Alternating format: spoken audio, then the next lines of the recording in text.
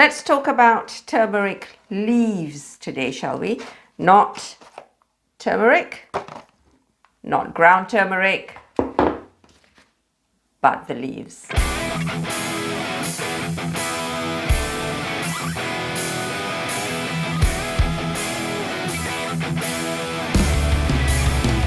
Hey folks, I'm Lynn Bloor from linsfood.com and Singaporean MalaysianRecipes.com. Today I want to talk to you about an essential herb in Southeast Asia, in certain parts of Southeast Asia, and an essential leaf in certain parts of India. These are turmeric leaves, as you can see from my plant here. So, what are turmeric leaves? They are the leaves of the turmeric plant, which is a member of the ginger family. Turmeric has gained a strong following in the West over the last 10 to 20 years with its various health and medicinal properties.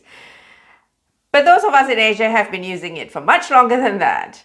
But today's video is not about turmeric, whether in grounded form or the fresh turmeric itself. I'm going to talk to you about the leaves. Turmeric leaves are known as Daun Kunyit in Malay and Indonesian. I believe I sounded out the pronunciation, explained the pronunciation of NY in my Ayam Kapitan video. And there is no corresponding sound in the English language for it. It's ny. So kunyit, that's how you say it, daun kunyit. Now, in Hindi, turmeric is known as haldi, leaf is patta, so turmeric leaves, plural, will be called haldi ka pate. Pate as in leaves, so the leaves of turmeric, haldi. Turmeric leaves have an elongated shape, as you can see here and from my plant. This is a fairly young plant, but it's November now and the leaves are not too happy in my conservatory. So I thought I'd do a quick video before they all die off instead of waiting for next summer. Now they can grow to be pretty long, even as long as that, if the plant is happy. Take a look at this old video of my kids 15, 16, 17 years ago holding turmeric leaves.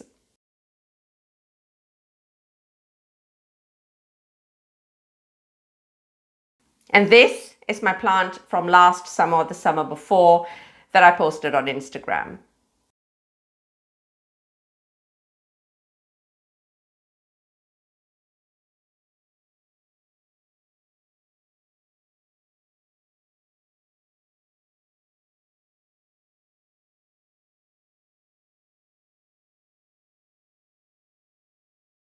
See how big those leaves grow? So size-wise, when the plant is small, as it's growing, you get small leaves. You start off with, as you can see here, really tiny leaf, and they get bigger and bigger and bigger as the plant grows.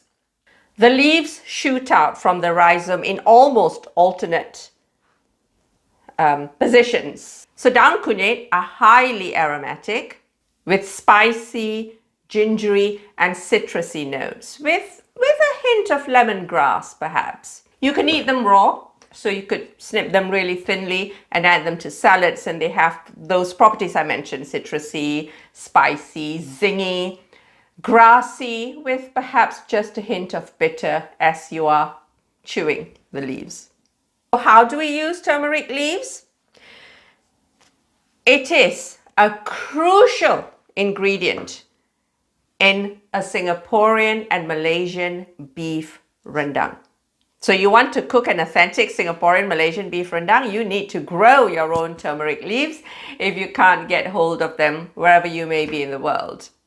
I'll get to that in a minute. Kaffir lime leaves, which are often used by many people to make rendang are an acceptable alternative herb, but they do not capture the soul of an authentic Singaporean and Malaysian beef rendang. Indonesian beef rendang, the original, also uses turmeric leaves along with daun salam, which is Indonesian bay leaves, and also kaffir lime leaves. So in one of its main uses, and which is why I absolutely have to grow them, is to make rendang. In certain parts of India, turmeric leaves are also used to wrap up, to make certain desserts, where you would use black gram flour or rice flour to make a batter, and that batter is filled with coconut, jaggery, and so on. In India and also many parts of Southeast Asia, we also use the bigger leaves to perhaps wrap up things like, say, fish, a marinated piece of fish before grilling it or barbecuing it. So turmeric leaves can also be used raw, as mentioned earlier. And how you would use them raw is basically, we would roll them up and then take a pair of scissors and cut them thinly.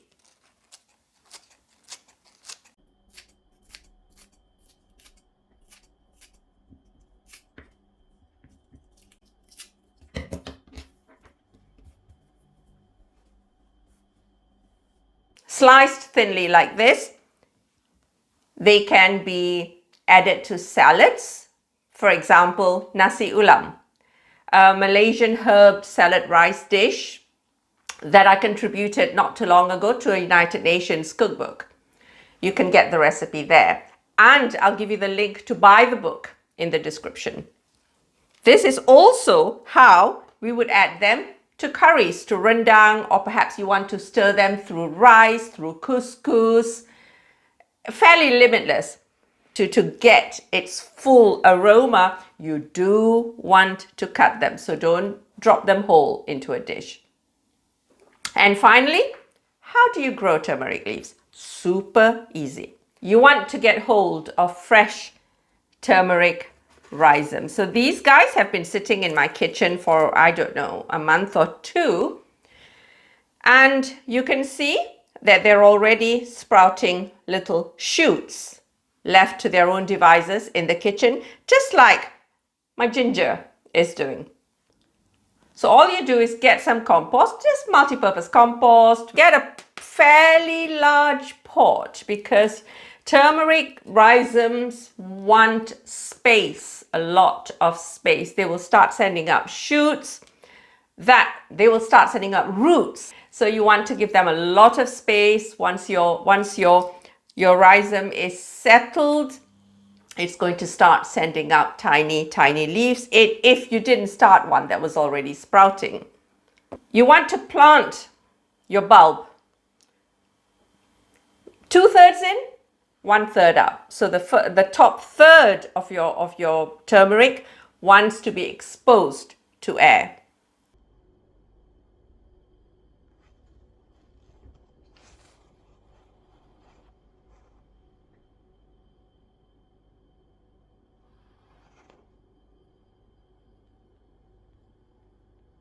Water lightly initially. You don't want to drown the turmeric, and then just leave it to its own devices. You do want warm weather though, and plenty of sunshine, but not too much direct sunlight. So it does like a little bit of shade, but at least about 20 degrees Celsius for it to be happy. You can read up more about how to grow turmeric leaves if you want on the article on SMR. If you find that your leaves are beginning to show signs of yellow, it is summertime and your leaves are beginning to show lots and lots of signs of yellow, or perhaps they're coming out not too happy, brown or papery and translucent,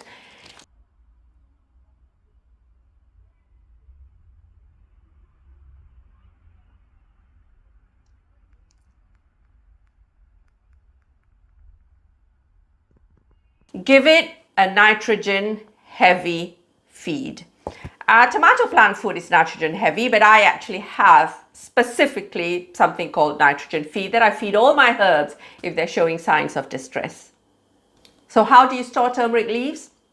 At the end of growing season, when it's getting too cold, assuming you're not in the tropics and your leaves are not too happy, as mine are here, because you know it's getting cold now. I think last night was about 4 degrees Celsius. So what you do is you snip them off, snip your leaf off. Let me just get the small one. Snip your leaf off, snip them all off, and then just stack them up, wrap them up in plastic and freeze them for up to about a year. Once you freeze turmeric leaves, they'll come out really soft and darkish looking. It doesn't matter because its aroma will still be there. So do the same thing, roll it up and snip it before adding it to your salads, to your rendang, whatever other curry you want. But of course, because it's so soft, you're not going to be able to use it to wrap food. So turmeric leaves have got lots of health benefits too, along the same lines as turmeric itself. You know, they're supposed to be anti-inflammatory, antiviral, antibacterial, but this is not a health video. It's all about how to use the turmeric leaves and what they are. So there you go. Turmeric leaves, a crucial ingredient in making Singaporean and Malaysian rendang of whatever description. Now you know. So, if you're not in the tropics, if you're in the tropics, go get a fresh turmeric now. Or if you're south of the equator, go get some fresh turmeric bulbs now. Make sure they've not been previously frozen and pot some up. Within a month, you should be able to use some leaves. And if you're in the northern hemisphere, well, wait for next mid to late spring before you start potting them up. There you go. Turmeric leaves, how to use them, how to grow them. I shall catch you guys real soon.